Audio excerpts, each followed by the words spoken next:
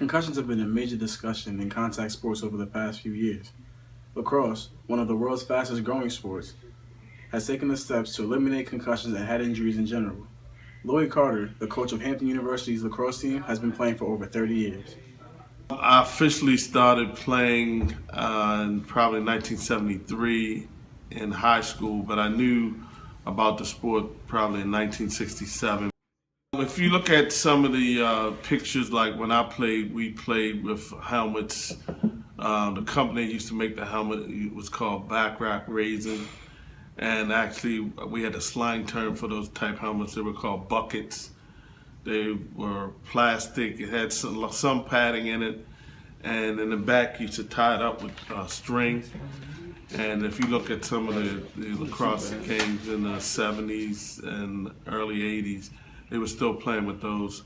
But the equipment has evolved, especially the helmets. As far as coaching and as far as preparing players, there's a lot more being done to make sure the players are aware of what causes concussions, and the rules have changed a lot as far as they don't allow as much hitting, as far as running from a greater distance and lining people up and being able to hit head to head. That's been taken out of the game. So the rules have made the game a lot safer. According to NationwideChildren's.org, a study from the American Journal of Sports Medicine shows that in Colorado, high school players experienced 1,406 injuries from 2008 to 2012.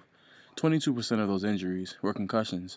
Since then, organizations like the NCAA have begun testing players for concussions before each season and paying more close attention to head injuries in game.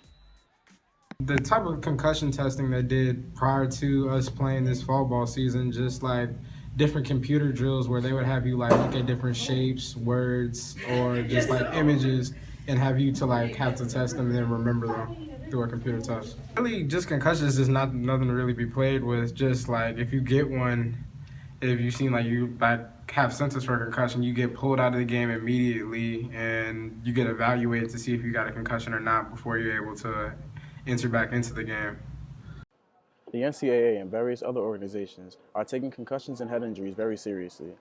Impact is the name of the newest concussion test used by the NCAA to track athletes' progression after a concussion. On Christmas Day this year, a new movie called Concussion will hit theaters starring Will Smith. This movie will give further insight on concussions and how they affect athletes. For JAC 340 News, I'm Darryl Kidd.